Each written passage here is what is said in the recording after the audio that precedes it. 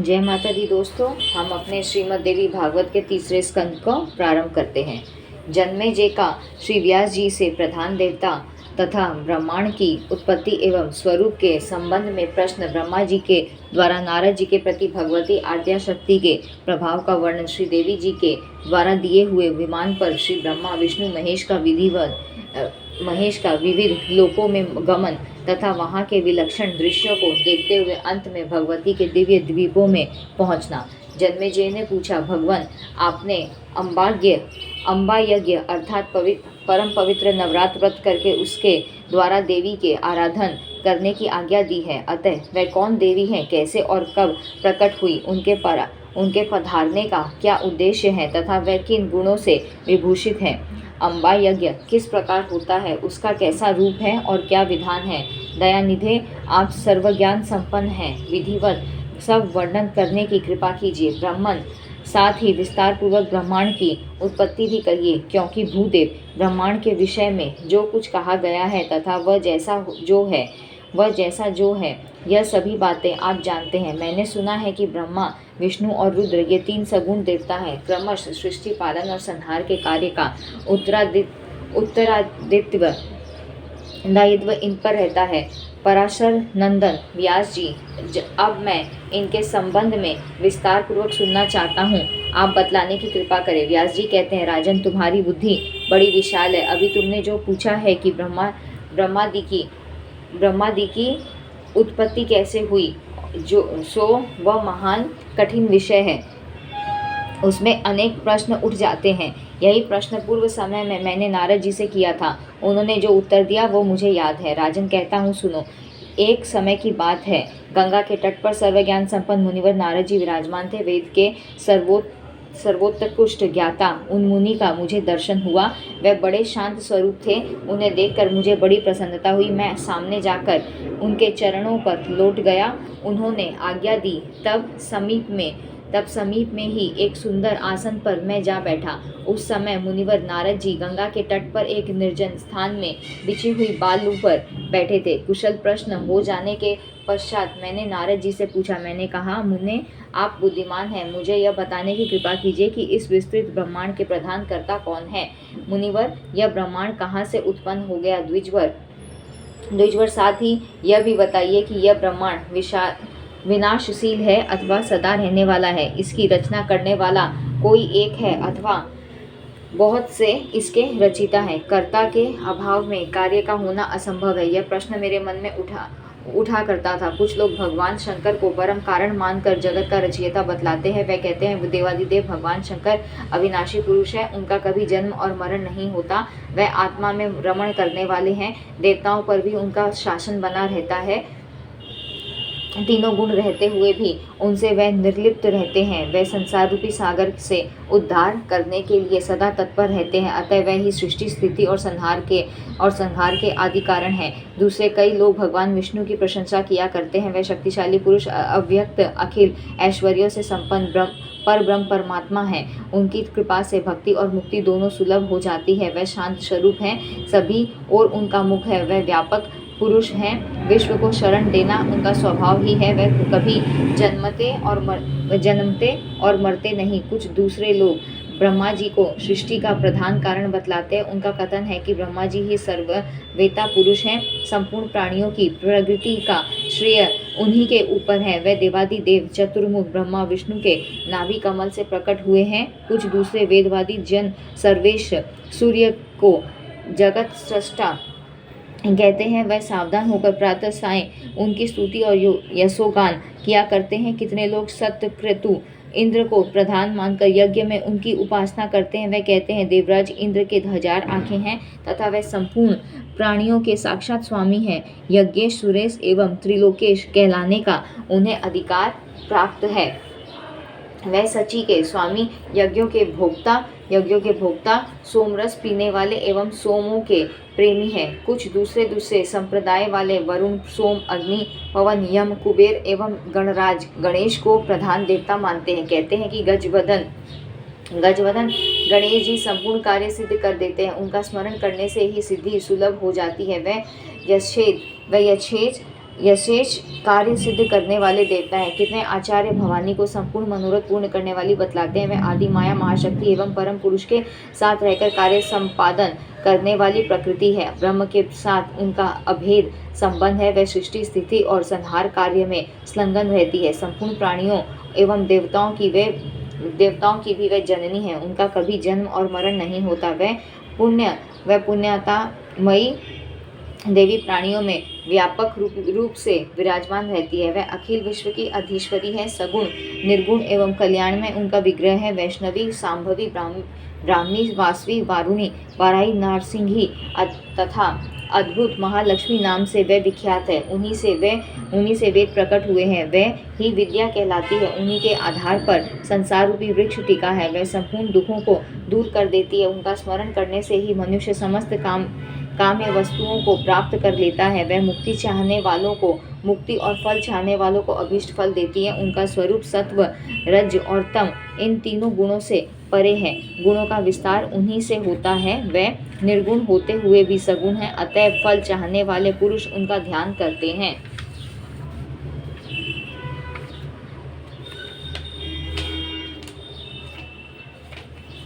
कितने श्रेष्ठ मुनि कहते हैं कि जो निरंजन निराकार निर्लेप निर्गुण अरूप एवं व्यापक ब्रह्म है, उन्हीं से जगत की सृष्टि हुई है। कहीं कहीं वेद और उपनिषद में वह ही ब्रह्म तेजोमय बतलाए गए हैं। वह प्रधान पुरुष है। हजारों मस्तकों आँखों कानों हाथों मुखों और चरणों से वह संपन्न है। आकाश श्री विष्णु का चरण है। यह बात स्पष्ट रूप से कही गई है। विद्वान पुरुष शांत निरंजन विराट पुरुष को ही प्रधान बताते हैं। कुछ दूसरे प्राचीन रहस्य के जानकार लोग उन्हें पुरुषोत्तम कहते हैं। कुछ अन्य संप्रदाय के सदस्य कहते हैं कि कभी भी कोई विशिष्ट न रहा है और न है। कुछ लोग कहते हैं कि यह सारा ब्रह्मांड अनिश्वर है। कभी भी कोई विशिष्ट पुरुष इसकी रचना नहीं करते। यह जगत अचिंत्य है, सदा बना रहता है। कोई इसका अधिष्ठाता नहीं है। स्वाभाविक ढंग से ही यह उत्पन्न हो जाता है। प्रकृति पुरुष भी इसके कर्ता नहीं कहे जाते। देवताओं में सभी सत्वगुण विद्यमान है। उनमें सत्य धर्म की प्रतिष्ठा भी है, किंतु दुरात्मा दानव उन्हें सदा पीड़ा पहुंचाया करते हैं। फिर धर्म की मर्यादा कहाँ रही। मेरे वंशज पांडव बड़े धर्मात्मा थे। उनके द्वारा सदा धर्म का पालन होता था, फिर भी उन्हें भांति भांति के दुखों का सामना करना पड़ा। मुनिवर, आप शक्तिशाली पुरुष हैं। मेरे मन का संदेह दूर करने की कृपा करें। मुझे ज्ञान रूपी नौका द्वारा संसार समुद्र से आप मेरा उद्धार कर दें। यह संसार मोह रूपी जाल से परिपूर्ण है। मैं इसमें डूबता गिरता एवं अचेत पड़ा रहता हूँ। व्यास जी कहते हैं, महाबाहो, कुरुवंशी राजाओं में तुम सर्वश्रेष्ठ राजा हो। तुमने जो बातें पूछी है वह ही मैंने मुनिवर नारद जी से पूछी थी। नारद जी कहते हैं, व्यास जी, प्राचीन समय की बात है। यही संदेह मेरे हृदय में भी उत्पन्न हो गया था। तब मैं अपने पिता अमित तेजस्वी ब्रह्मा जी के स्थान पर गया और उनसे इस समय जिस विषय में तुम मुझसे पूछ रहे हो उसी विषय में मैंने पूछा। मैंने कहा, पिताजी, ये संपूर्ण ब्रह्मांड कहाँ से उत्पन्न हुआ है? विभो, आपने सम्यक प्रकार से इसकी रचना की है, अथवा विष्णु इस विश्व के रचयिता हैं या शंकर ने इसकी सृष्टि की है? जगत प्रभु, आप विश्व के आत्मा हैं। सच्ची बात बताने की कृपा करें। किन देवता की पूजा करनी चाहिए तथा कौन देवता सबसे बड़े एवं सर्व समर्थ हैं? निष्पाप ब्रह्मा जी, इन सभी प्रश्नों का समाधान करके मेरे हृदय के संदेह को दूर करने की कृपा कीजिए। सत्यवती नंदन व्यास जी, इस प्रकार मेरे प्रश्न करने पर लोक पितामह ब्रह्मा जी मुझसे कहने लगे। ब्रह्मा जी ने कहा, बेटा, मैं इस प्रश्न का क्या उत्तर दूं? यह प्रश्न बड़ा ही जटिल है। महाभाग, तुम भगवान विष्णु से इसका समुचित समाधान पा सकते हो। महामते, इस संसार में कोई भी रागी पुरुष ऐसा नहीं है जिसे यह रहस्य विदित हो। जो त्यागी, आकांक्षा रहित एवं ईर्षा शून्य है, वही इसके रहस्य को जान सकता है। पूर्व काल में सर्वत्र जल ही जल था। स्थावर जंगम जितने प्राणी हैं, इनमें कोई भी नहीं थे। तब कमल से मेरी उत्पत्ति हुई। उस समय मुझे सूर्य, चंद्रमा, वृक्ष तथा पर्वत कोई भी दिखाई नहीं पड़े। मैं कमल की कर्णिका पर बैठकर विचार करने लगा। इस अगाध जल में मैं कैसे उत्पन्न हो गया? कौन मेरा रक्षक है? तथा इस प्रलय काल में सृष्टि एवं संहार करने वाले कौन विशिष्ट पुरुष हैं? कहीं भी स्पष्ट रूप से भूमि भी नहीं दिखती जिस पर यह जल टिका हुआ है। यह कमल कैसे उत्पन्न हुआ? रूढ़ एवं यौगिक दोनों अर्थों में कोई इसका कारण होना ही चाहिए। यौगिक अर्थ करने पर इसका मूल कारण पंख होता है। तो अब देखूं कि वह पंख है कहाँ। जहाँ वह मूल कारण पंख होगा उसके नीचे पृथ्वी अवश्य होगी। यो विचार करके मैं जल में उतरा। 1000 वर्ष तक पृथ्वी का अन्वेषण करता रहा, इस पर भी मुझे उस जल का कहीं और छोर नहीं मिला। इतने में आकाशवाणी हुई, तब करो तब करो। तब मैंने तपस्या आरंभ कर दी। कमल पर बैठे ही 1000 वर्ष तक मैं तप करता रहा, फिर उसी समय सृष्टि करो, ऐसी आकाशवाणी सुनाई पड़ी। उसे सुनकर मैं बड़े आश्चर्य में पड़ गया। सोचा कि किसकी सृष्टि करूं अथवा मेरा क्या कर्तव्य है। उसी समय मधु और कैटभ नाम के 2 भयंकर दानव सामने आ गए। वह उस महाणव में मुझसे युद्ध करने की इच्छा प्रकट करने लगे। मैं उनसे भयभीत हो उठा। तब कमल का डंठल पकड़कर जल में उतरा। वहां मुझे एक परम अद्भुत पुरुष के दर्शन मिले। उनका श्री विग्रह मेघ के समान श्याम था। वह पीताम्बर पहने थे, 4 भुजाएं थी, शेषनाग की सैया पर सोए थे। उन जगत प्रभु के गले को वनमाला सुशोभित कर रही थी। शंखचक्र, गदा और पद्म, इन 4 आयुधों से वह अनुपम शोभा पा रहे थे। ऐसे शेषशायी भगवान विष्णु का मुझे दर्शन हुआ। वे योग निद्रा के वशीभूत होकर गाढ़ी नींद में सोए हुए थे। उनकी सारी चेष्टाएं शांत थी। नारद जी शेषनाग की सैया पर सोए हुए उन प्रभु को देखकर मेरा मन चिंतित हो उठा। इतने में भगवती योग निद्रा याद आ गई। मैंने उनका स्तवन किया। तब वह कल्याणमयी भगवती श्री विष्णु के श्री विग्रह से निकलकर अचिंत्य रूप धारण करके आकाश में विराजमान हो गई। दिव्य आभूषण उनकी छवि बढ़ा रहे थे। जब योग निद्रा भगवान विष्णु के शरीर से अलग होकर आकाश में विराजने लगी, तब तुरंत ही श्री हरि उठ बैठे। उन्होंने मधु और कैटभ के साथ 5000 वर्षों तक बड़ी घमासान लड़ाई की। तब वे दैत्य मरे। पहले देवी के कटाक्ष से मधु और कैटभ मोहित हो गए थे। इसके बाद भगवान विष्णु ने गोद में लेटाकर उन्हें वहीं प्राणों से रहित कर दिया। अब वहां मैं और भगवान विष्णु 2 थे। वहीं रुद्र भी प्रकट हो गए। हम तीनों को भगवती आद्या शक्ति के दर्शन हुए। उन्हें देखकर मन मुग्ध हो गया। हमने उनकी उत्तम स्तुति की। तब वह आदि शक्ति हम लोगों से कहने लगी। देवी ने कहा, ब्रह्मा, विष्णु और महेश्वर, तुम भली भांति सावधान होकर अपने अपने कार्य में संलग्न हो जाओ। सृष्टि, स्थिति और संहार ये तुम्हारे कार्य हैं। इन महान पराक्रमी दैत्यों का निधन हो जाने पर अब तुम्हें अपना स्थान बनाकर शांतिपूर्वक निवास करना चाहिए। तुम अब अपने सामर्थ्य से 4 प्रकार की प्रजा उत्पन्न करो। ब्रह्मा जी कहते हैं, भगवती आद्या शक्ति की वह वाणी बड़ी मधुर, सुंदर एवं सुखप्रद थी।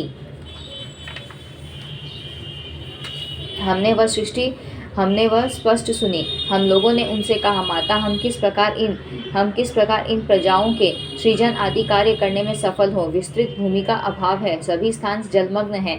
पंचभूत गुण एवं तन्मात्र इंद्रियां चाहिए, परंतु उनका भी अभाव है। हमारी बात सुनकर उन कल्याण स्वरूपिणी भगवती का मुखमंडल मुस्कान से भर गया। इतने में एक सुंदर विमान आकाश से उतर आया। तब उन देवी ने हमें आज्ञा दी, देवताओं, निर्भीक होकर इच्छापूर्वक इस विमान में प्रवेश कर जाओ। ब्रह्मा, विष्णु और रुद्र, आज मैं तुम्हें एक अद्भुत दृश्य दिखलाती हूँ। हमने भगवती की बात सुनकर उसे शिरोधार्य कर लिया। उस रत्न जटित विमान पर चढ़कर हम लोग आराम से बैठ गए। वह विमान मोतियों की माला से सुशोभित था। उससे अनेकों किंकिणियों की ध्वनि हो रही थी। अमरावती की तुलना करने वाले उस भव्य विमान पर हम तीनों निर्भीक होकर बैठे थे। इंद्रिय विजय हम तीनों देवताओं को उस पर बैठे देखकर देवी ने अपने सामर्थ्य से विमान को आकाश में उड़ा दिया। ब्रह्मा जी कहते हैं, मन के समान तीव्र गति से चलने वाला वह विमान जिस अपरिचित स्थान पर गया, वहाँ संपूर्ण फलों से लदे हुए अनेक सुंदर वृक्ष थे। कोकिलों की काकली उन वृक्षों की शोभा बढ़ा रही थी। विस्तृत भूमि, बहुत से पर्वत, वन और उपवन उस स्थान को सुशोभित कर रहे थे। स्त्री, पुरुष, पशु, पवित्र नदी, बावली, कुएं, पोखरे, गड्ढे और झरने वहाँ अनगिनत थे। आगे एक अत्यंत सुंदर नगर दिखाई पड़ा। अद्भुत चार दीवारी उस नगर की छवि बढ़ा रही थी। उसमें बहुत से ऊंचे ऊंचे महल थे। उचित स्थान पर यज्ञशाला बनी थी। उस नगर को देखकर उसका परिचय प्राप्त करने की मन में इच्छा उत्पन्न हुई। सोचा, यह स्वर्ग हो, पर किसने इसकी रचना की है। वस्तुत वह नगर बड़ा ही अद्भुत था। वहाँ के राजा देवता के समान दिव्य पुरुष थे। शिकार खेलने के विचार से वे वन में घूम रहे थे। उन्हें तथा विमान पर बैठी हुई भगवती जगदम्बिका को भी हमने देखा। इतने में हमारा विमान हवा का बल पाकर आकाश में मंडराने लगा। क्षण भर बाद ही वह एक दूसरे सुंदर प्रदेश में जा पहुंचा। वहां हमने देखा अनुपम नंदनवन था। पारिजात की सघन छाया के नीचे सुरभि गौ बैठी थी। पास में ही ऐरावत हाथी विराजमान था। सैकड़ों अप्सराएं, यक्ष, गंधर्व और विद्याधर उस पारिजात के उपवन में गाते एवं विहार करते थे। देखा तो वहीं महाभाग इंद्र भी थे। उनके समीप उनकी प्राण प्रिया सची विद्यमान थी। उस स्वर्ग के दृश्य को देखकर हम आश्चर्यचकित हो गए। जल के स्वामी वरुण, कुबेर, यमराज, सूर्य और अग्नि आदि देवता भी वहां विराजमान थे। उन्हें देखकर हमारे आश्चर्य की सीमा न रही। वह नगर भली भांति सजाया हुआ था। वहां के राजा इंद्र ही थे। वह शांतचित्त होकर तामजान पर बैठे और नगर के बाहर चले आए। हम लोग विमान पर बैठे बैठे यह कौतुक देख रहे थे। इतने में हमारा विमान तेजी से चल पड़ा और वह दिव्य धाम ब्रह्मलोक में जा पहुंचा। संपूर्ण देवता उस नगर के सामने मस्तक झुकाया करते थे। वहां एक दूसरे ब्रह्मा विराजमान थे। उन्हें देखकर भगवान शंकर और विष्णु को बड़ा आश्चर्य हुआ। सभा लगी थी। संपूर्ण वेद अपने अपने अंगों सहित रूप धारण करके उसमें बैठे थे। समुद्रों, नदियों, पर्वतों, पनंगों और उर्गों का समाज एकत्रित था। भगवान शंकर और विष्णु ने मुझसे पूछा, चतुरानन, यह अविनाशी ब्रह्मा कौन है? मैंने उत्तर दिया, मुझे कुछ पता नहीं। सृष्टि के अधिष्ठाता यह कौन है? भगवान, मैं कौन हूँ? यह कौन है और हमारा उद्देश्य क्या है? इस उलझन में मेरा मन चक्कर काट रहा है। इतने में मन के समान तीव्रगामी वह विमान तुरंत वहां से चल पड़ा और कैलाश के सुरम्य शिखर पर जा पहुंचा। वहां बहुत से यक्ष विद्यमान थे। मंदार का एक सुंदर उपवन था जिसमें सुग्गे और कोयल कलरव कर रहे थे। वीणा और पखावज आदि वाद्यों की सुखदायी ध्वनि हो रही थी। वहां विमान के पहुंचते ही एक भव्य भवन से त्रिनेत्रधारी भगवान शंकर निकले। वे नंदी वृषभ पर बैठे थे। उनके 5 मुख थे और 10 भुजाएं थी। मस्तक पर चंद्रमा सुशोभित हो रहा था। बागंबर पहने थे। गज चर्म की चादर ओढ़ रखी थी। महाबली गणेश और स्वामी कार्तिकेय अगल बगल रहकर रक्षा का कार्य संपन्न कर रहे थे।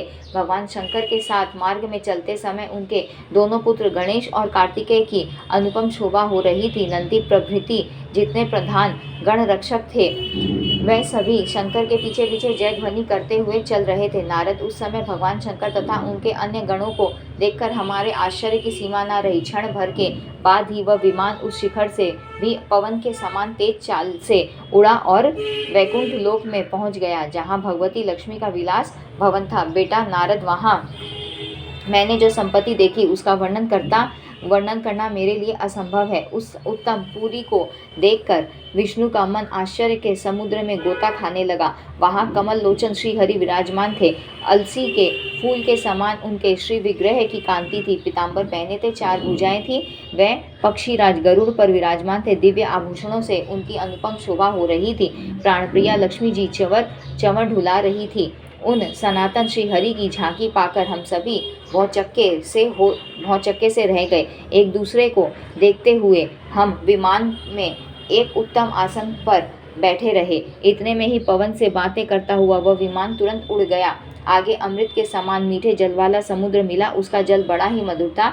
जोर जोर से तरंगे उठ रही थी। बहुत से जलचर जंतु वहां निवास करते थे।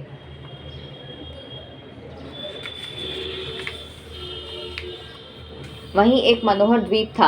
मंदार और पारिजात आदि वृक्ष उसकी शोभा बढ़ा रहे थे। अनेकों बिस्तरों से सारी भूमि ढकी थी। तरह तरह के चित्रों से उसे सजाया गया था। मोती की मालाएं लटक रही थी। अनेक प्रकार के हार उसकी छवि बढ़ा रहे थे। अशोक, बकुल, कुर्बक, केतकी और चंपा आदि मनोहर वृक्ष उस द्वीप के कोने कोने को सुशोभित कर रहे थे। कोयलें मधुर स्वर में कुहू कुहू कह रही थी।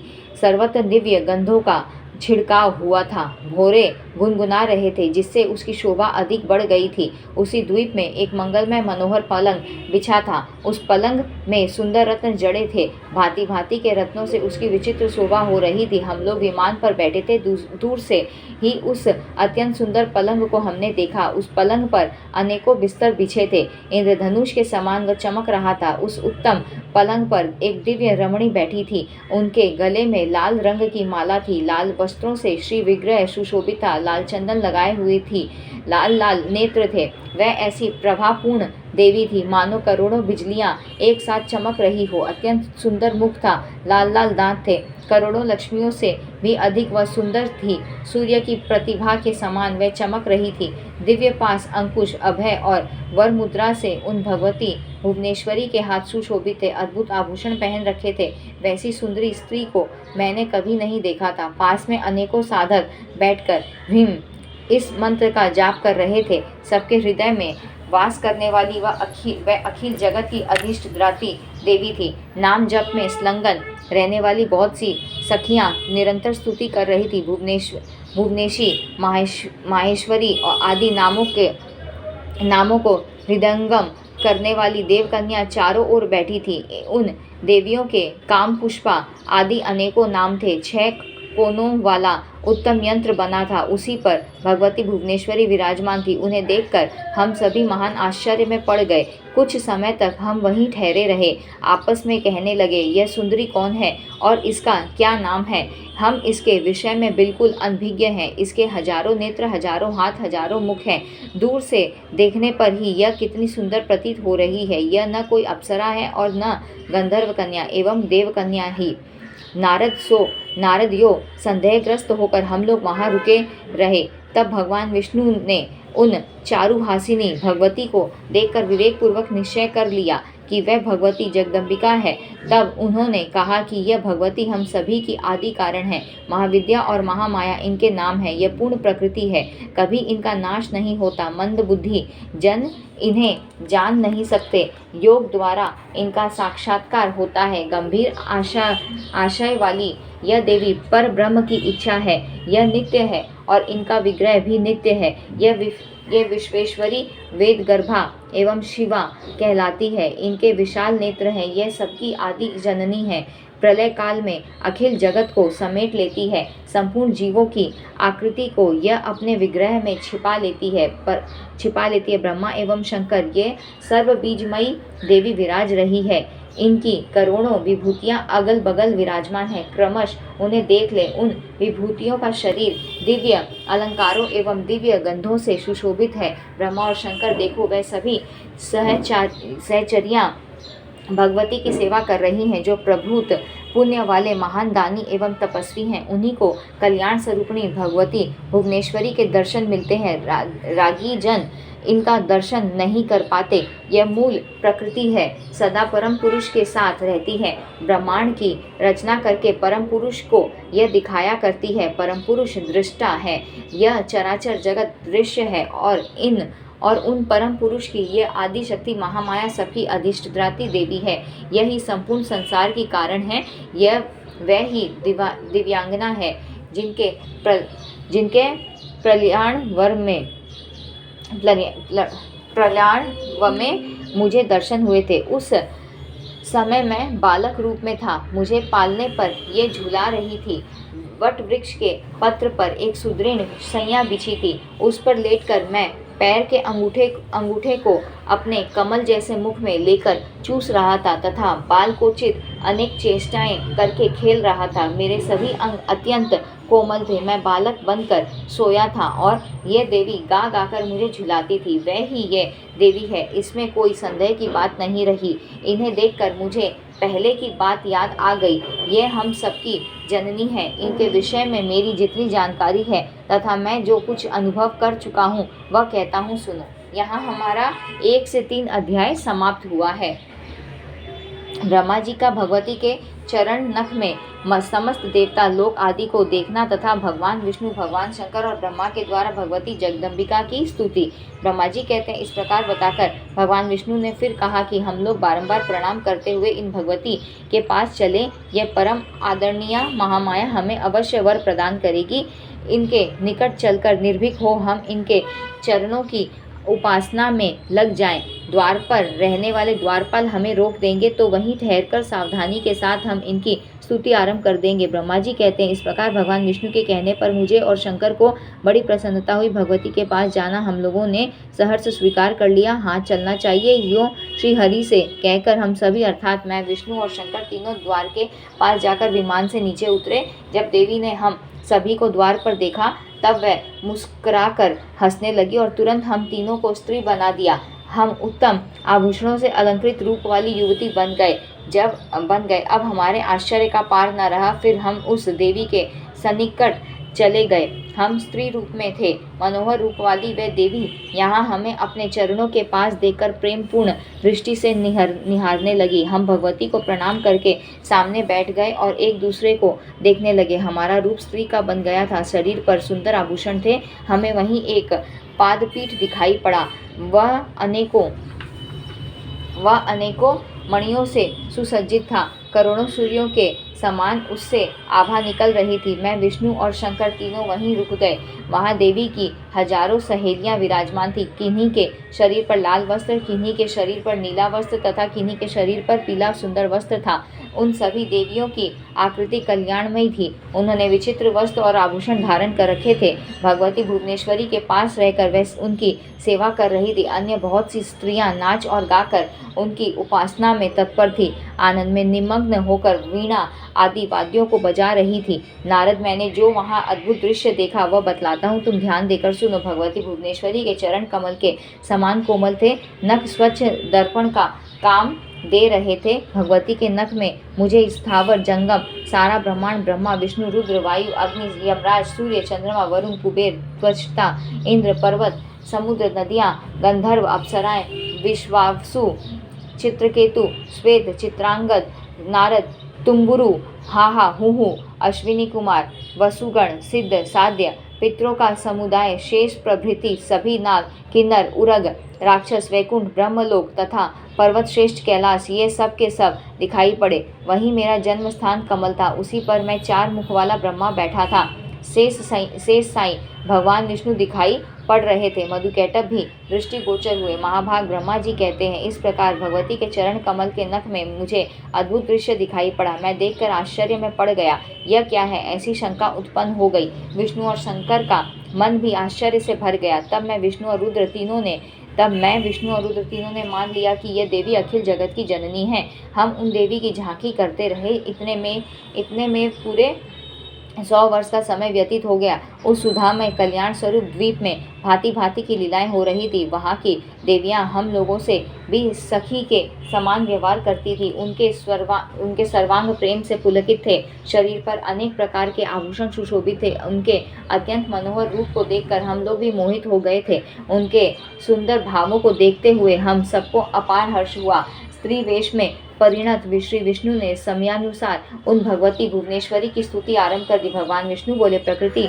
देवी को नमस्कार है, भगवती विधात्री को निरंतर नमस्कार है, जो कल्याण स्वरूपिणी है, मनोरथ पूर्ण करने वाली है तथा वृद्धि एवं सिद्धि स्वरूपा है। उन भगवती को बार बार नमस्कार है, जिनका सच्चिदानंदमय विग्रह है, जो संसार की उत्पत्ति स्थान है तथा जो सृष्टि, स्थिति, संहार, अनुग्रह एवं तिरोभाव रूप 5 कृतियों का विधान करती है। उन भगवती भुवनेश्वरी को प्रणाम है। सर्वाधिष्ठानमयी भगवती को नमस्कार है। माता, मैं जान गया, यह संपूर्ण संसार तुम्हारे भीतर विराजमान है। इस जगत की सृष्टि और संहार तुम्ही से होते हैं। तुम्हारी ही व्यापक माया इस संसार को सजाती है। अब मैंने तुम्हारा पूर्ण परिचय प्राप्त कर लिया कि तुम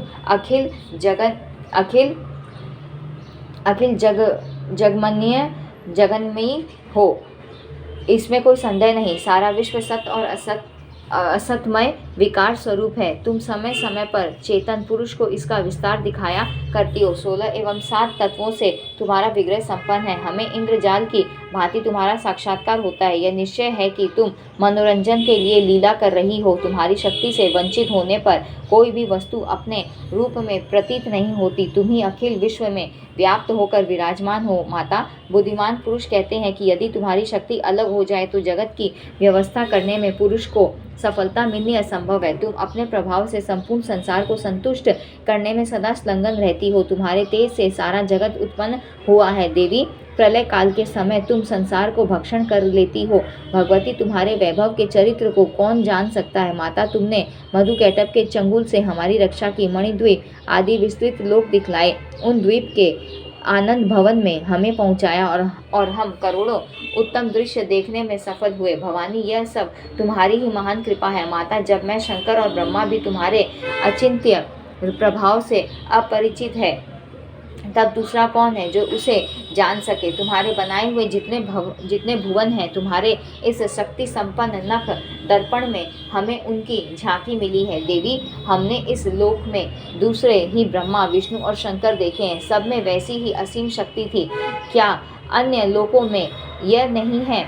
देवी, तुम्हारे इस फैले हुए अचिंत्य ऐश्वर्य को हम कैसे जाने। माता, चरण कमलों में मस्तक झुकाकर मैं तुमसे यही मांगता हूँ कि तुम्हारा यह रूप निरंतर मेरे हृदय में बसा रहे, मेरे मुंह से तुम्हारा नाम कीर्तन होता रहे तथा नेत्र तुम्हारे चरण कमलों की झांकी से कभी वंचित न हो। आर्य, मेरे प्रति तुम्हारा यह भाव बना रहे कि यह मेरा सेवक है और मैं मन में सदा तुम्हें अपनी स्वामिनी माना करूँ। माता पुत्र की भांति यह अव्यभिचारिणी धारणा हम दोनों के हृदय में सदा विद्यमान रहे।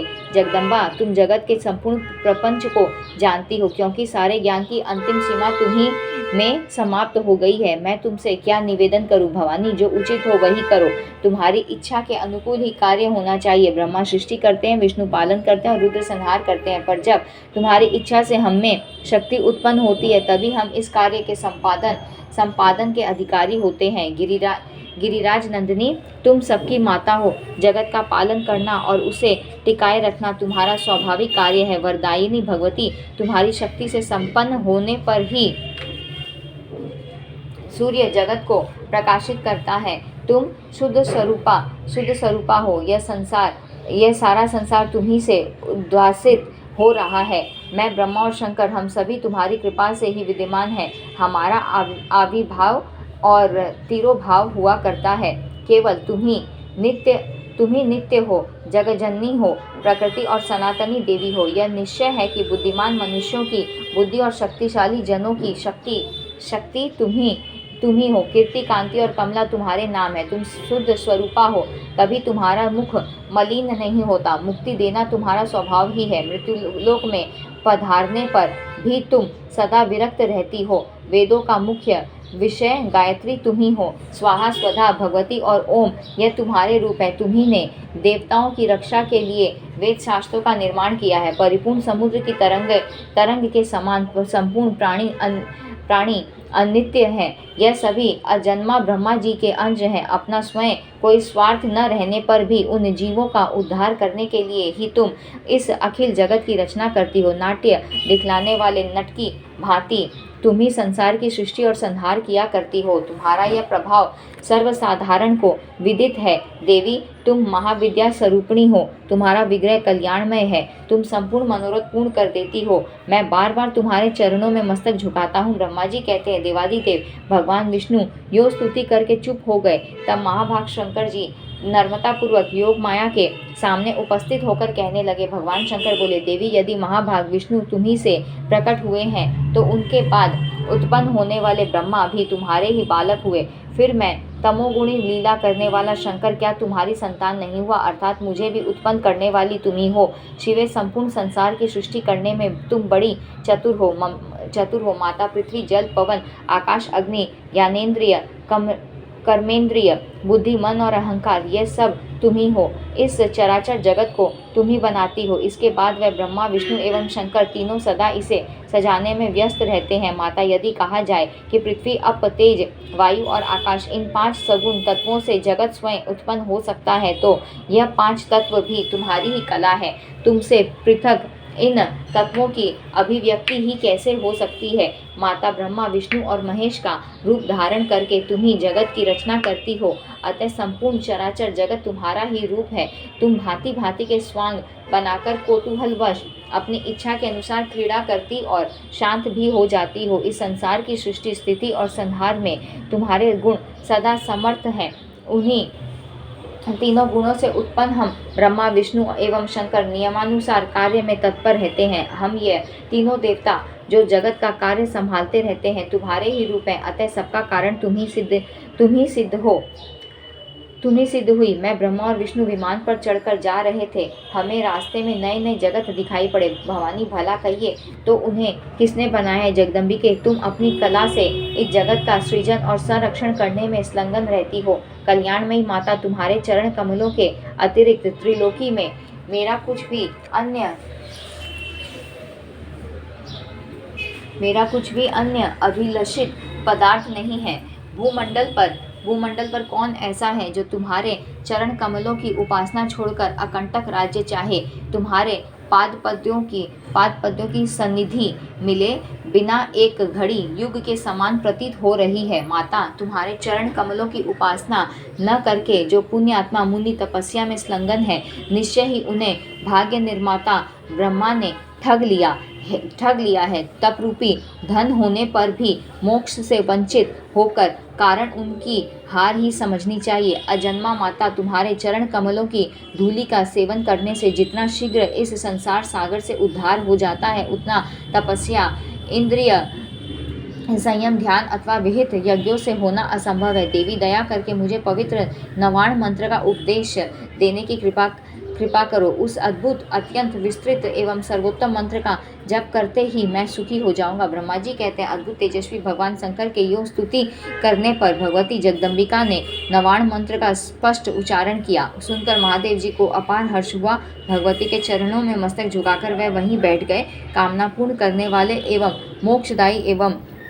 मोक्षदायी उस नवाक्षर मंत्र का जप आरंभ कर दिया। बीज मंत्र के साथ उत्तम रीति से उच्चारण करते हुए वे जप करने लगे। जगत का कल्याण करने वाले भगवान शंकर को योग करते देखकर मैं भी महामाया जगदम्बिका के चरणों पर गिर पड़ा और मैंने उनसे कहा, माता, तुम अखिल जगत की सृष्टि करने वाली शुद्ध स्वरूपा हो। वेद तुम्हारे ऐसे रूप की कल्पना करने में अकुशल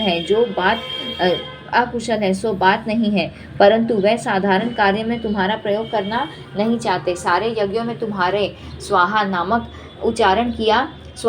का उच्चारण किया ही जाता है। त्रिलोकी में कोई भी वस्तु नहीं है जिसको तुम न जानती हो। इस सारे अद्भुत ब्रह्मांड की रचना करने वाला केवल मैं हूँ। मेरे सिवा त्रिलोकी में शक्तिशाली दूसरा कोई भी पुरुष नहीं है। मैं निसंदेह धन्यवाद का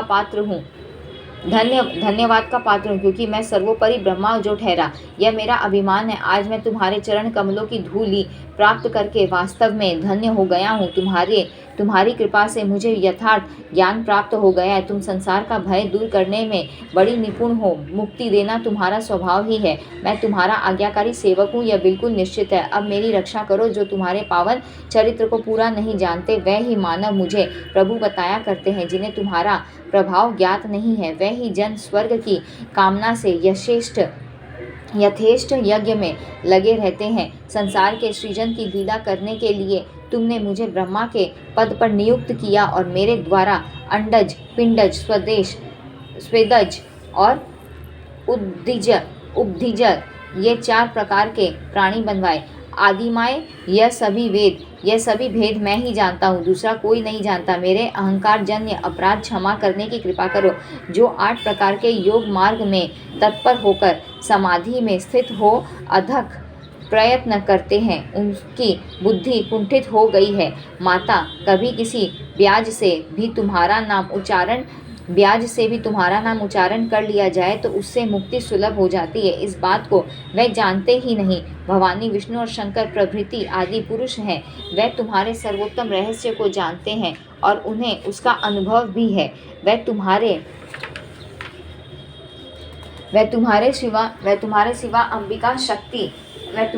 अंबिका शक्ति एवं ईशा आदि पावन नामों का आधे पल के लिए भी त्याग नहीं करते। क्या तुम विश्व का निर्माण नहीं कर सकती थी? अवश्य कर सकती थी, क्योंकि तुम्हारी दृष्टि पड़ते ही 4 प्रकार के प्राणी जगत में उत्पन्न हो सकते हैं। सृष्टि के आदि में केवल विनोद के लिए ही तुम मुझ ब्रह्मा को बनाकर यह सृजन कार्य संपादित कराती हो। तुम्हारी कहीं उत्पत्ति हुई है, यह प्रसंग न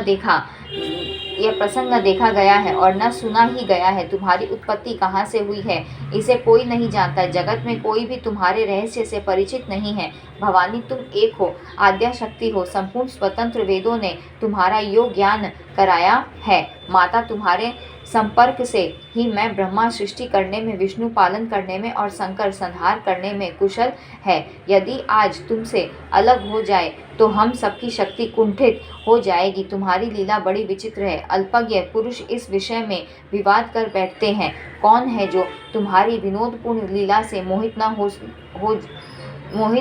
हो जाए? आदिदेव भगवान विष्णु अकर्ता है, उनके गुण स्पष्ट हैं, न उन्हें कोई इच्छा है और न उनकी कोई उपाधि ही है। वह सदा कला शून्य है और सर्वसमर्थ है, फिर भी तुम्हारी विस्तृत लीला की झांकी करने में वे संलग्न रहते हैं। ऐसी शास्त्रों की उक्ति है। इस मूर्त और अमूर्त जगत का आधार तुमसे पूर्व कोई भी दूसरा पुरुष नहीं था, कोई तीसरा भी नहीं है। एकमेवाद्वितीय ब्रह्म। इस वेद के वचन को व्यर्थ कहना तो बनता नहीं और इधर अनुभव दूसरी बात कहता है। इस प्रकार वेद वाक्यों और अनुभव में अत्यंत विरोध उत्पन्न हो रहा है। वेद कहते हैं एकमेवाद्वितीय ब्रह्म है, तो क्या वह आत्मस्वरूपा तुम ही हो अथवा वह कोई और ही पुरुष है? मेरे इस संदेह को दूर करने की कृपा करो। किसी महान पुण्य के प्रभाव से ही मुझे तुम्हारे चरणों की सेवा सुलभ हुई है। तुम स्त्री हो अथवा पुरुष, यह रहस्य भी मुझे विशद रूप से कृपा करके बतलाओ। यहाँ हमारा चौथा और पांचवा अध्याय संपूर्ण हुआ है।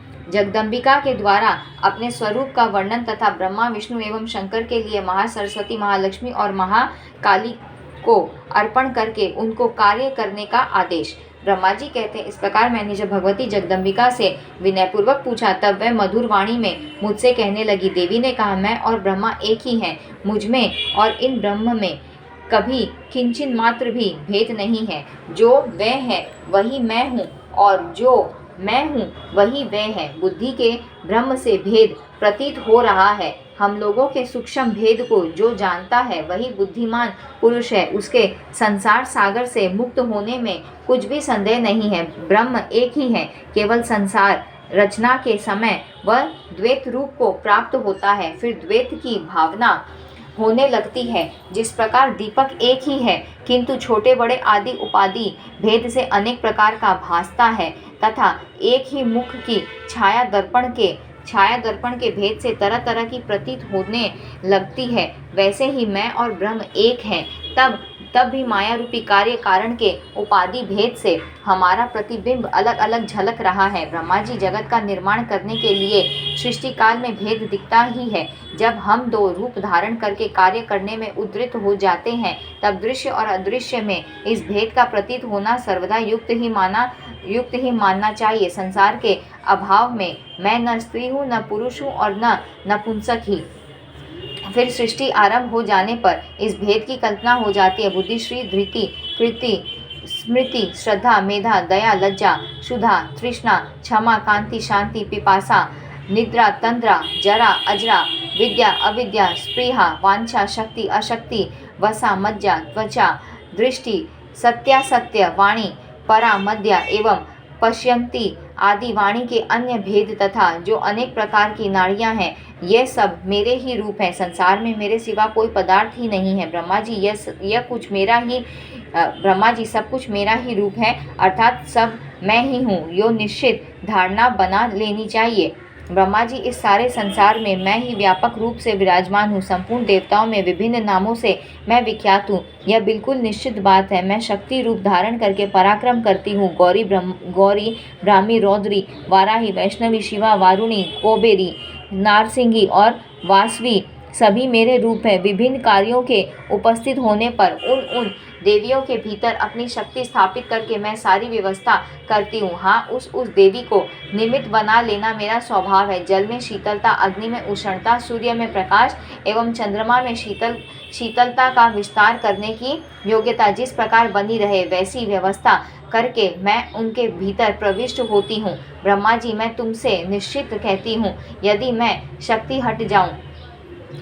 शक्ति हट जाऊं तो संसार में एक भी प्राणी हिल डुल न सके। मुझ शक्ति के अलग हो जाने पर शंकर दैत्यों को मारने में सदा असमर्थ है। जब मैं मनुष्य के शरीर से कुछ दूर चली जाती हूँ तब प्राणी उसे अत्यंत दुर्बल कहता है। उस नीच मानव के विषय में कोई भी ऐसा नहीं कहते कि यह रुद्रहीन अथवा विष्णुहीन है। कोई भूमि पर पड़ा हो, अपने को संभालने में अयोग्य हो, डर गया हो, हृदय में चिंता की लहर उठती हो अथवा शत्रु के चंगुल में फंस गया हो, तो उसे शक्तिहीन ही कहा जाता है। जगत में उसके विषम में कोई नहीं कहता कि यह रुद्रहीन है। इसलिए मुझ शक्ति को ही एकमात्र कारण समझो। जैसे तुम भी तो सृष्टि कार्य के अभिलाषी हो, तो जब मैं साथ देती हूँ तभी तुम अखिल जगत की रचना करते हो। वैसे ही विष्णु, शंकर, इंद्र, अग्नि, चंद्रमा, सूर्य, यम, त्वष्टा, वरुण और पवन सभी मुझ शक्ति के सहयोग से ही कार्य में सफलता पाते हैं। पृथ्वी तभी स्थिर रहकर प्राणी जगत को धारण कर सकती है जब मैं शक्ति उसे साथ दिए रहती हूँ।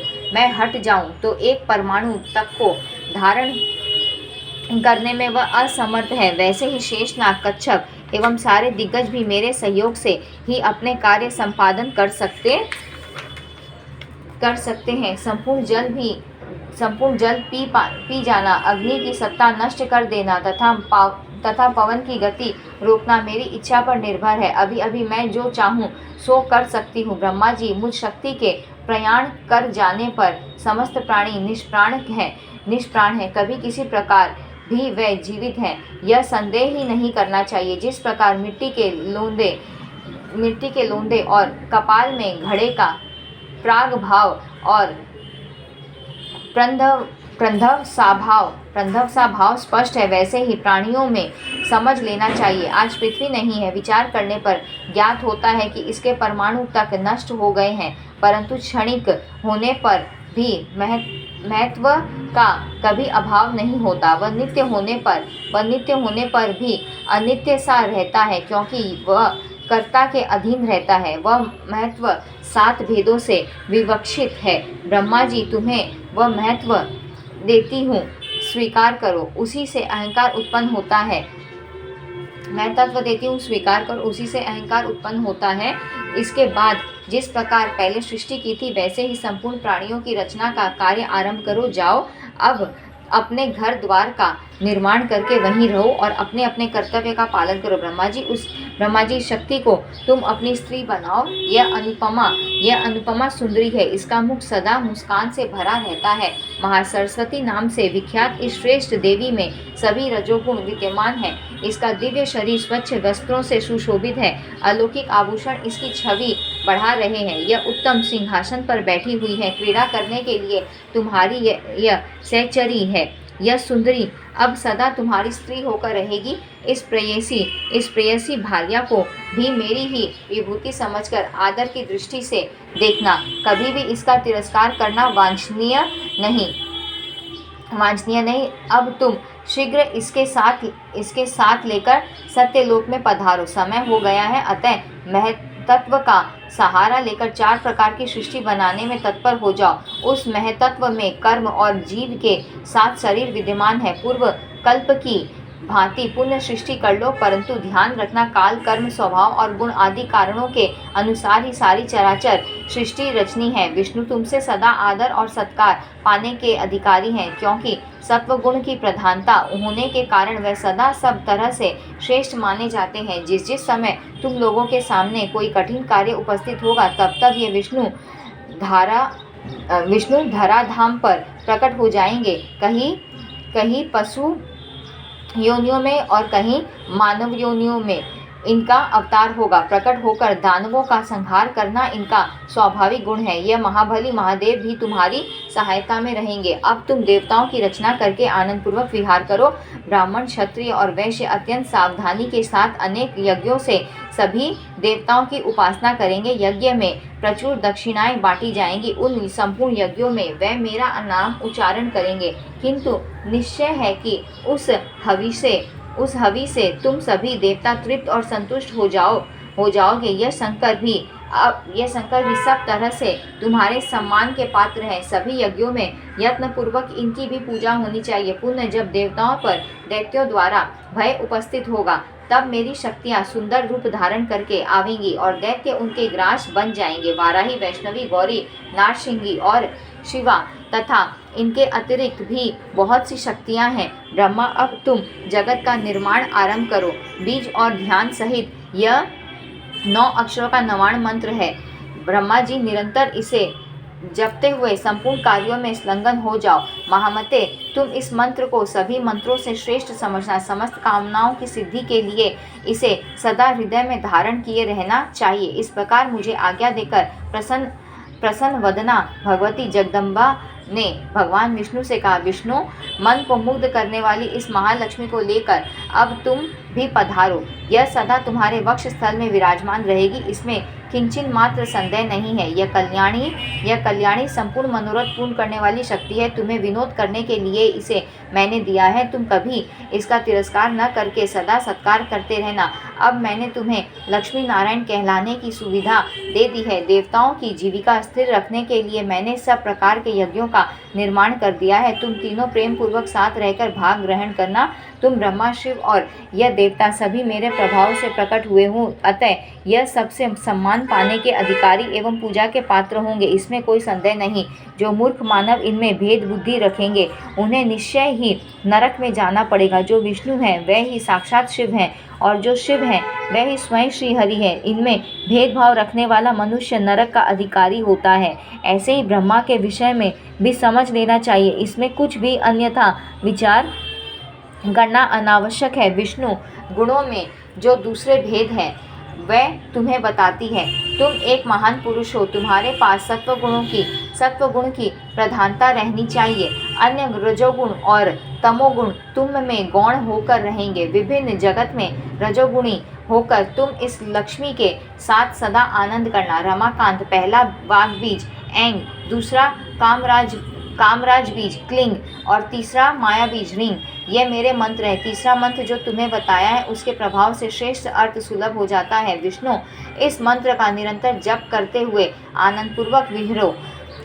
जब मैं संपूर्ण चराचर विश्व को अपने में लीन कर लूँगी तब तुम लोग भी मुझ में प्रवेश कर जाओगे। भक्ति और मुक्ति देने वाले इस मंत्र को सदा स्मरण रखना चाहिए। कल्याण की इच्छा करने वाले पुरुष ओम इस प्रणव के साथ मंत्र जप करें। पुरुषोत्तम, तुम वैकुंठ की रचना करके वही विराजमान रहो। मैं सदा स्थिर रहने वाली आद्या शक्ति हूँ। मेरा चिंतन करते हुए इच्छानुसार विहार करना। ब्रह्मा जी कहते, भगवती त्रिगुणा निर्गुणा और प्रकृति से परे है। भगवान विष्णु से उपयुक्त बातें कहने के पश्चात वह महाभाग शंकर के प्रति मधुर वाणी में बोली। देवी ने कहा, शंकर मन को मुग्ध करने वाली यह महाकाली गौरी नाम से विख्यात है।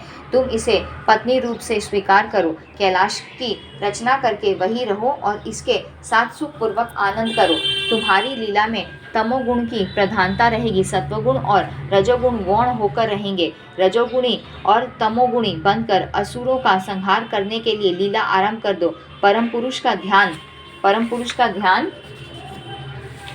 करने के लिए तुम तप कर चुके हो। महादेव, तुम बड़े पुण्यात्मा हो। परमात्मा शांत स्वरूप है, उनमें सत्वगुण प्रधान है। तुम्हें उनकी शरण लेनी चाहिए। तुम तीनों तीन गुणों से संपन्न हो। सृष्टि, स्थिति और संहार का तुम्हारे कार्य हैं। संसार में कहीं भी कोई ऐसी वस्तु नहीं है जो इन तीन गुणों से अतिरिक्त हो। जगत में जितने पदार्थ दिख रहे हैं वह सब के सब त्रिगुणमय है। निर्गुण होकर सबको दिखाई दे ऐसी कोई वस्तु न थी और न होगी। निर्गुण तो परमात्मा है जो कभी स्पष्ट दृष्टिगोचर नहीं होते। शंकर, मैं समयानुसार सगुण और निर्गुण भी रूप धारण कर लेती हूँ। मेरा विग्रह सर्वोत्तम है। मैं सदा कारण होकर रहती हूँ, कभी कार्य की श्रेणी में नहीं गई।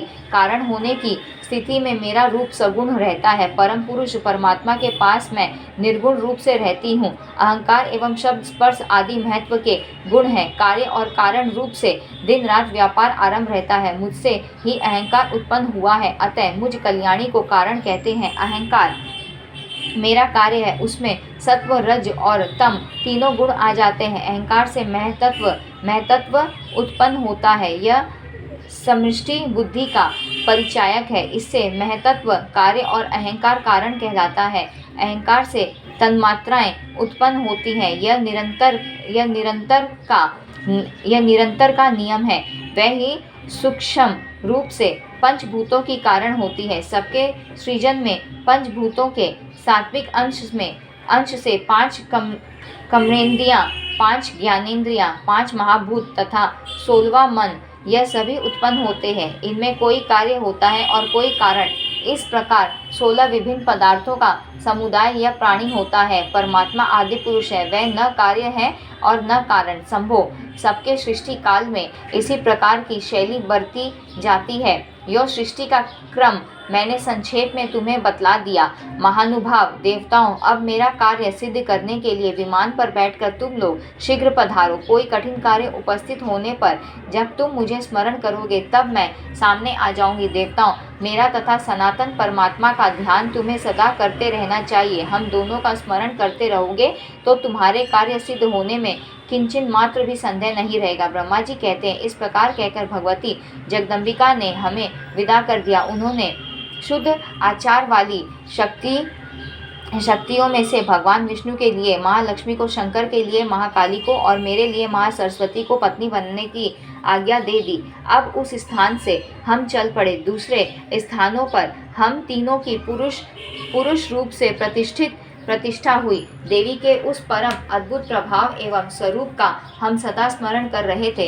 यात्रा काल में हमारे विमान पर चढ़ते ही वह द्वीप, वह देवी और सुधा सागर सब के सब अदृश्य हो गए। पुनः हमें विमान ही दिखने लगा, दूसरी कोई वस्तु दिखाई नहीं पड़ी। वह विमान बहुत विशाल था। उस पर बैठकर हम लोग कमल के पास पहुँचे, जहाँ केवल जल ही जल था और मधु एवं कैटभ नामक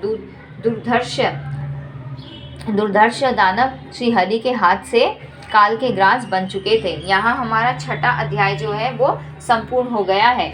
नारद जी के पूछने पर ब्रह्मा जी के द्वारा परमात्मा के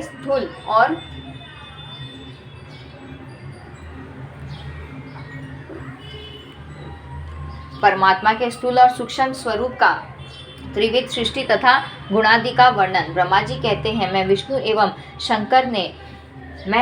शंकर ने ऐसी अनुपम प्रभावशाली देवी के दर्शन प्राप्त किए। महाभाग नारद वहां छिपे रूप से वह बहुत सी देवियां अलग अलग दृष्टिगोचर हो रही थी। व्यास जी कहते हैं, पिता की यह बात सुनकर मुनिवर नारद जी के मन में बड़ी प्रसन्नता हुई। पुनः ब्रह्मा जी से वह पूछने लगे। नारद जी ने कहा, पिताजी, जो आद्य अविनाशी निर्गुण अक्षर एवं अव्यय परम पुरुष है, उनके देखे हुए और अनुभव किए हुए रूप का वर्णन करने की कृपा कीजिए। कमल पर प्रकट होने वाले पिताजी, मैं त्रिगुण शक्ति के दर्शन तो कर चुका।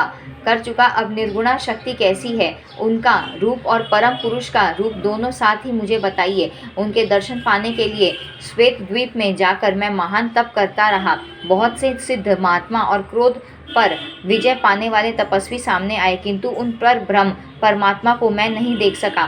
कृपा पूर्वक इनका परिचय मुझे बताइए।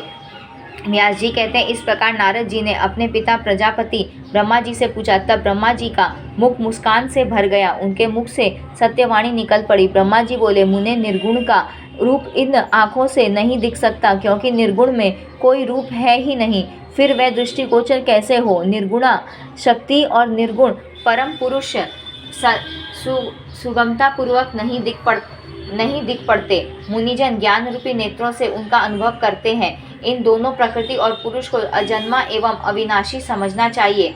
विश्वास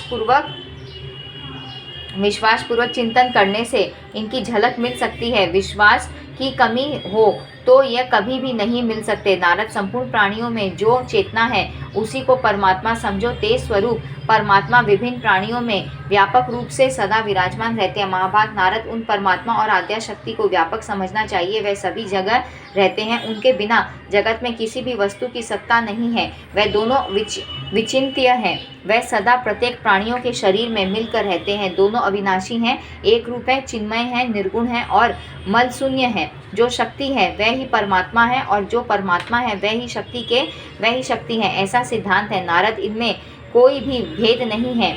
यह सूक्ष्म तत्व समझ लो। नारद संपूर्ण शास्त्रों और उपांगों सहित वेदों का अध्ययन करने के पश्चात भी जिसके मन में वैराग्य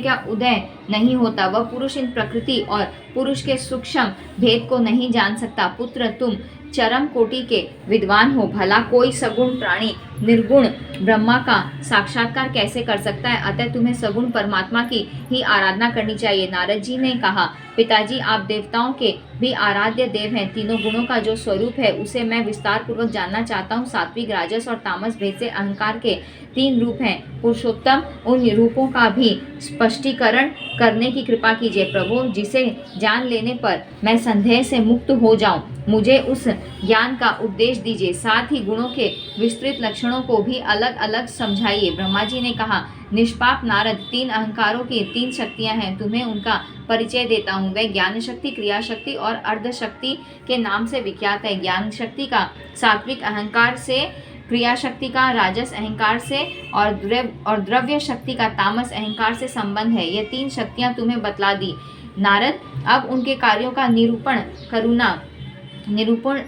करूंगा, सावधान होकर सुनो। तामसी द्रव्य शक्ति से शब्द, स्पर्श, रूप, रस और गंध, इन 5 तन्मात्राओं की उत्पत्ति बतलाई जाती है। आकाश का गुण शब्द, वायु का स्पर्श, अग्नि का रूप, जल का रस और पृथ्वी का गुण गंध है। नारद, संक्षेप से यह बात समझ लेनी चाहिए। द्रव्य शक्ति से संबंध रखने वाले यह दसों एकत्रित होकर जब प्रकट होते हैं तब इन्हें तामस अहंकार से उत्पन्न सृष्टि कहा जाता है। अब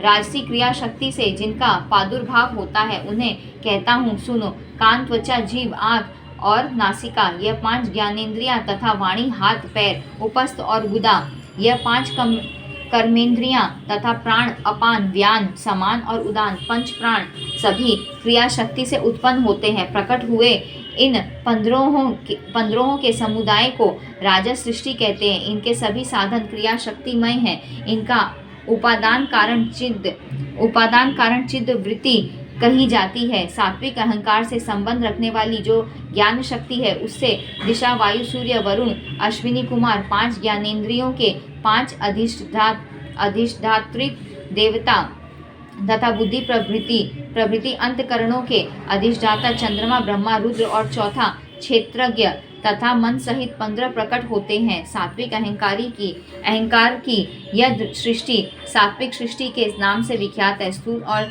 सूक्ष्म भेद से परमात्मा के 2 रूप हैं। भगवान के निराकार ज्ञान रूप को सबका उपादान कारण कहा जाता है। साधकों को ध्यान में स्थूल रूप की झांकी मिलती है। परम पुरुष परमात्मा का यही सूक्ष्म शरीर है जिसकी व्याख्या की गई है। यह मेरा शरीर भी सूत्र रूप से उन्हीं का स्थूल रूप कहा जाता है। 5 तन्मात्राओं की व्याख्या में कर चुका हूँ।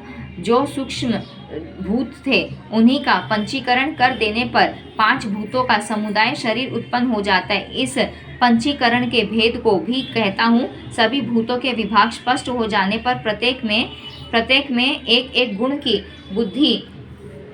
वृद्धि लक्षित होती है। आकाश का केवल एक गुण शब्द है, दूसरा कोई नहीं। वायु के शब्द और स्पर्श, ये 2 गुण हैं। अग्नि के 3 गुण हैं, शब्द, स्पर्श और रूप। शब्द, स्पर्श, रूप और रस, ये 4 गुण जल के हैं। शब्द, स्पर्श, रूप, रस और गंध, इन 5 गुणों से पृथ्वी परिपूर्ण है। इस प्रकार सभी वस्तुओं के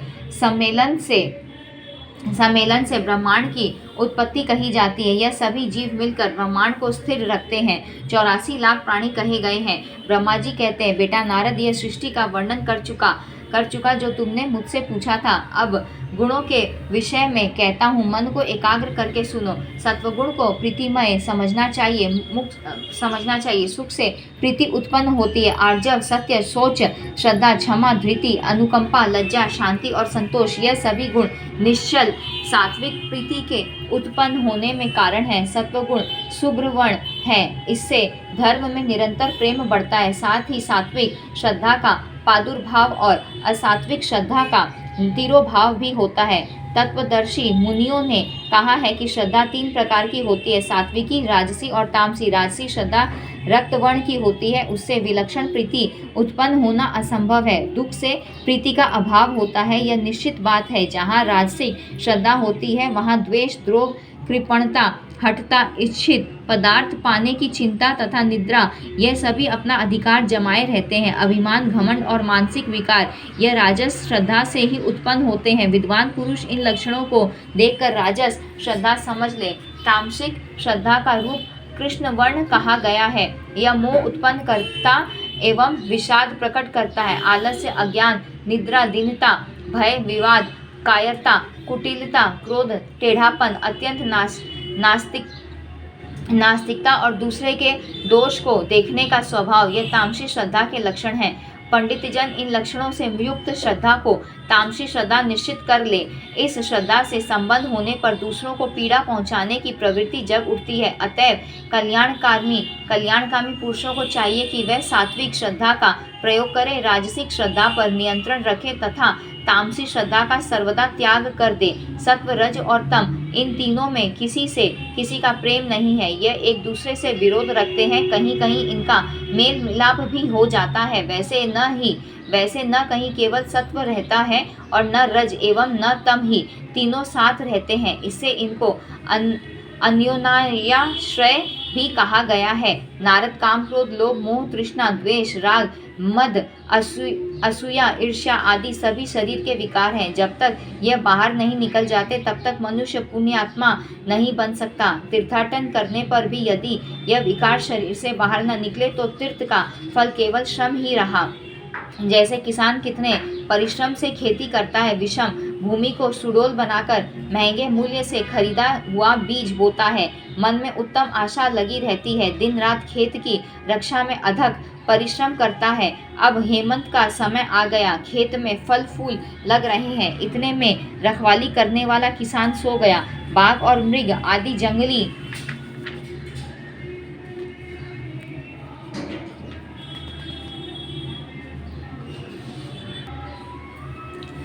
जंगली जानवर आए और सारा खेत खा गए। बेचारा गृहस्थ निराश होकर बैठ गया। पुत्र वैसे ही मन से विकार दूर न हुए तो तीर्थाटन के परिश्रम से केवल दुख ही उठाना पड़ता है, वह कोई फल नहीं दे सकता। शास्त्र का अध्ययन करने से श्रेष्ठ सत्वगुण उत्पन्न होता और बढ़ता है। नारद, उसका फल यह होता है कि तामसिक पदार्थों में आसक्ति नहीं हो पाती। राजस और तामस दोनों वृत्तियों को वह हठपूर्वक रोक देता है। लोभ होने से प्रबल रजोगुण की उत्पत्ति होती है, तमोगुण और सत्वगुण को वह दबा डालता है। मोह होने से तमोगुण उत्पन्न होता है और क्रमश उसकी वृद्धि होने लगती है। वह सत्वगुण और रजोगुण दोनों पर अपना अधिकार जमाए रहता है। जिस प्रकार एक गुण दूसरे को दबा देता है, वह प्रसंग अब मैं विस्तार पूर्वक कहता हूँ। जब सत्व गुण की वृद्धि होती है तब मन में धार्मिक भावनाएं जग उठती हैं। उस समय रजोगुण और तमोगुण से उत्पन्न कोई बाहरी विषय चित्त पर नहीं चढ़ता। सदा सत्व गुण से उत्पन्न अर्थ का ही चिंतन होता है।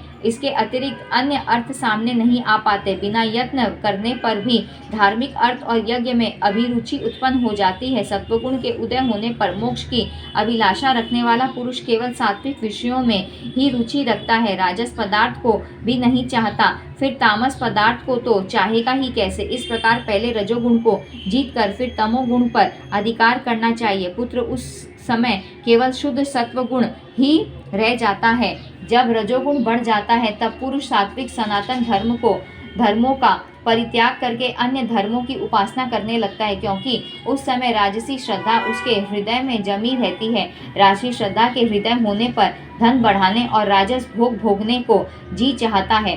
तब सत्वगुण उससे दूर हट जाता है और तमोगुण भी पूरा पास नहीं ठहरता। जब तमोगुण अत्यधिक बढ़ जाता है तब वेद और धर्मशास्त्र में मानव विश्वास नहीं कर पाता। मन में तामसी श्रद्धा को लेकर धन का अपव्यय करता है। वह सभी जगह वैर का बीज बो देता है, कहीं भी उसे शांति नहीं मिलती। वह मूर्ख, शठ एवं क्रोधी मनुष्य सत्व और रज की अवहेलना करके स्वच्छंदता पूर्वक विशाल भोगों में भटकता रहता है। न केवल कहीं सत्वगुण रहता है और न रजोगुण एवं तमोगुण ही, यह सभी गुण परस्पर सापेक्ष है, अतः एक साथ रहते हैं। कहीं भी रजोगुण के बिना सत्वगुण और सत्वगुण के बिना रजोगुण नहीं ठहर सकता।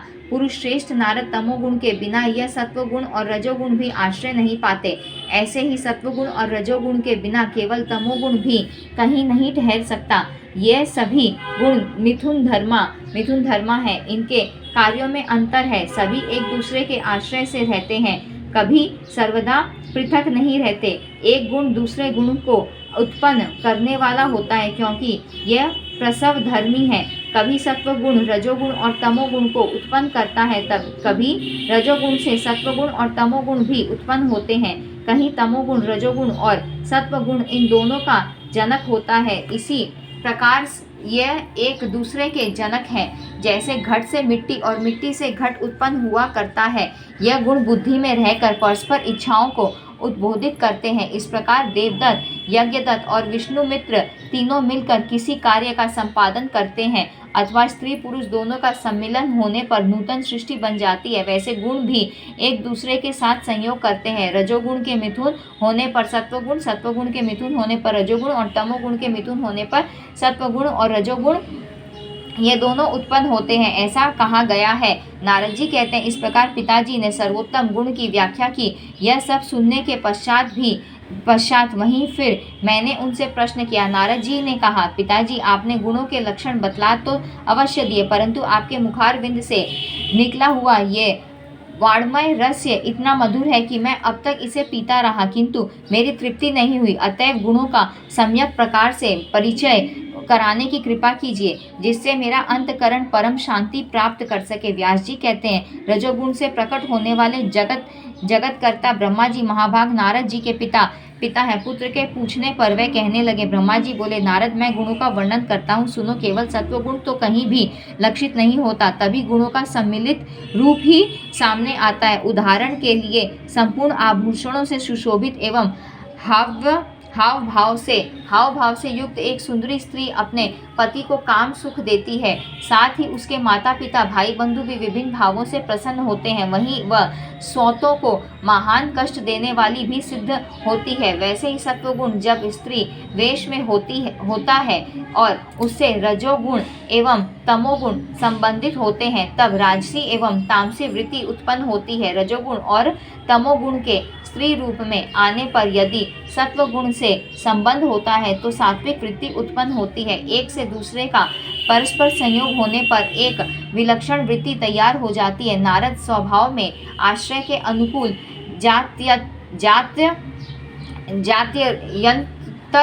यंत्र का आविर्भाव नहीं होता। जहाँ कहीं भी संयोग के अनुसार वृत्ति बन जाती है, जैसे एक सुंदर युवती स्त्री है, लज्जा करना, मधुर बोलना और नम्रता पूर्वक रहना आदि गुण उसमें विद्यमान है। धर्मशास्त्र के अनुकूल काम शास्त्र की वह पूर्ण जानकार है। उसके व्यवहार से पति को बड़ी प्रसन्नता होती है, साथ ही उसे देखकर सौतों का कलेजा दहल उठता है। यद्यपि उसमें सभी सात्विक गुण हैं, फिर भी लोग कह बैठते हैं कि इसके व्यवहार से बहुतों को दुख हो जाया करता है। वैसे ही सात्विक गुण के विषय में उसके विपरीत तामसिक गुण का आभास हो जाना स्वभाव सिद्ध है। जैसे राजकीय सेना चोरों से सताए जाने वाले साधुओं को सुख देने वाली होती है और डाकू लोग उसी से महान दुख का अनुभव करने लगते हैं, वैसे ही गुण जिसका जैसा स्वभाव है उसके अनुसार विपरीत भाव उत्पन्न कर देते हैं। जिस प्रकार आकाश में अत्यंत बादल छा जाने पर दुर्दिन हो जाता है, बिजली कड़कने लगती है, चारों ओर अंधेरा छा जाता है, मेघ भूमि को भिगोने लगते हैं। यह स्थिति खेत जोतने वाले गृहस्थ के लिए महान दुखदायी हो जाती है और जिनके खेत में बीज उग गए हैं उन्हें इससे सुख मिलता है। अधिक कष्ट तो उन बेचारे मंदभागी गृहस्थों को होता है जिनका घर अभी छाया नहीं गया है, जो छप्पर के लिए खर बांस आदि जुटा रहे हैं। इससे सिद्ध होता है कि सभी गुण जिनका जैसा स्वभाव है उसी के अनुसार अनुकूल और प्रतिकूल प्रतीत होता है। पुत्र, अब उन गुणों के लक्षण बताता हूँ, सुनो। सत्वगुण प्रकाश करने वाला, स्वच्छ और विशद है। जिस समय बचपन में नाक, कान, आँख आदि इंद्रियां अभी छोटी रहती हैं और निर्मल अंतकरण विषयों की ओर नहीं मुड़ता, उस समय शरीर में सत्वगुण सत्वगुण का साम्राज्य समझना चाहिए। फिर जम्भाई लेना, सोना और हाथ पैर पटकना आदि क्रियाएं रजोगुण के प्रभाव से होती हैं। जब किसी मानव के शरीर में रजोगुण की मात्रा बढ़ जाती है तब वह कलिका स्वरूप खोजने और दूसरे ग्राम में जाने आने की धुन में लग जाता है। विवाद में उलझ जाने पर उसका चित्त अत्यंत चंचल हो उठता है, महान अंधा बना देने वाले काम की उत्पत्ति हो जाती है। तदनंतर शरीर के सभी अंगों में शीघ्र गुरुता आ जाती है, वह इंद्रियों को ढकने लगता है, मन एकाग्र न होने से नींद नहीं आती। नारद, यो गुणों के लक्षण समझ लेने चाहिए। नारद जी ने पूछा, पिताजी आपने तीनों गुणों को भिन्न भिन्न स्वभाव वाला बतलाया है, तब ये तीनों एक स्थान में रहकर एक दूसरे के सहयोग से कैसे निरंतर कार्य करते हैं? क्योंकि भिन्न भिन्न स्वभाव वाले शत्रु होते हैं, यह बिल्कुल निश्चित बात है। भला शत्रुगण परस्पर मिलकर कैसे काम कर सकते हैं, यह रहस्य मुझे बताने की कृपा कीजिए। ब्रह्मा जी बोले, बेटा सुनो, मैं सत्व, रज, तम तीनों के विषय में कहता हूँ। इन गुणों का दीपक जैसा स्वभाव है। उदाहरण के लिए दीपक प्रकाश फैलाकर वस्तुओं को दिखाता है। तेल, बत्ती और लौ, यह तीनों विरुद्ध धर्मी हैं, अर्थात किसी का किसी से प्रेम नहीं है। वैसी ही बात यहाँ भी समझ लेनी चाहिए। विरुद्ध धर्मी तेल का अग्नि में संयोग होता है और बत्ती विरोधी तेल दोनों परस्पर आग से संयोग करके एकत्र होकर वस्तुओं को प्रकाशित करने लगते हैं। नारद जी कहते हैं, सत्यवती नंदन व्यास जी, ऐसे ही प्रकृति से प्रकट हुए सभी गुण बताए गए हैं। वह ही प्रकृति से संबंध रखने वाले गुण जगत की उत्पत्ति में कारण है। व्यास जी कहते हैं, राजन, मेरे पूछने पर नारद जी ने यह सभी प्रसंग विस्तार पूर्वक मुझे समझा दिया। साथ ही गुणों के संपूर्ण लक्षण अलग अलग करके बतला दिए। वास्तव में जिसे यह सारा जगत व्याप्त है, उसी परमा शक्ति की आराधना करनी चाहिए। कार्य भेद से वही शक्ति कभी सगुण और कभी निर्गुण भाव से विराजमान हो जाती है। निरीह अविनाशी परम पुरुष परमात्मा पूर्ण होने पर भी स्वतंत्र करता नहीं है। शक्ति महामाया के बिना वे एक करता ही है। सत्य असत रूप इस सारे संसार की सृष्टि यह महामाया ही करती है। ब्रह्मा, विष्णु, शंकर, सूर्य, चंद्रमा, इंद्र, अश्विनी कुमार, वसुगण, कुबेर, वरुण, अग्नि, वायु, पूषा, स्वामी, कार्तिकेय और गणेश प्रभृति सभी देवता इस शक्ति से संपन्न होने पर ही अपने कार्य संपादन करने में समर्थ होते हैं। राजन, वह परमेश्वरी ही जगत की कारण है। तुम उन्हीं का भजन और पूजन करो। विधि पूर्वक परम भक्ति के साथ उन्हीं की पूजा में संलग्न हो जाओ। वह ही महाकाली, महालक्ष्मी और महासरस्वती संपूर्ण प्राणियों की अधिष्ठात्री है। सभी कारण उन्हीं से उत्पन्न हुए हैं। वह समस्त कामनाओं को पूर्ण करने वाली शांत स्वरूपा, सुख से आराधना करने योग्य और परम दयालु है। केवल उनके नाम का उच्चारण करने से ही वह अभिष्ट वस्तु दे देती है। ब्रह्मा, विष्णु और शंकर आदि सभी देवताओं ने पूर्व काल में उनकी उपासना की है। मोक्ष की अभिलाषा रखने वाले बहुत से आत्मसंयमी तपस्वी उनकी उपासना कर चुके हैं। प्रसंगवश अस्पष्ट नाम उच्चारण करने पर भी वह अभिलषित दुर्लभ पदार्थों को प्रदान कर देती हैं। वन में व्याघ्र आदि हिंसक जानवरों को देखकर डर जाने से एंग एंग यो बिंदु रहित नाम का उच्चारण यो बिंदु रहित नाम का उच्चारण होने पर भी मनोरथ पूर्ण हो गया था। राजन, इस विषय में सत्यव्रत ब्राह्मण का उदाहरण सामने है। हम सभी पुण्यात्मा मुनियों का समाज एकत्रित था। वहीं कुछ विशेषज्ञ पुरुष यह प्रसंग कह रहे थे। मैंने प्रत्यक्ष अपने कानों से विस्तार पूर्वक सभी बातें सुनी। सत्यव्रत नाम का एक महान मूर्ख निरक्षर ब्राह्मण था। किसी कोल के मुख से सुनकर प्रसंगवश उसने उसका उच्चारण किया था। अनुस्वार का उच्चारण उससे नहीं हो सका, केवल इतना ही उच्चारण हुआ। फिर भी वह एक बड़ा भारी विद्वान बन गया। एक कार के उच्चारण करने से ही उस पर भगवती परम प्रसन्न हो गई। दया से ओतप्रोत रहने वाली उन भगवती परमेश्वरी ने उन ब्राह्मणों को कविराज बना दिया। यहाँ हमारा 7वां से 9वां अध्याय समाप्त हुआ है।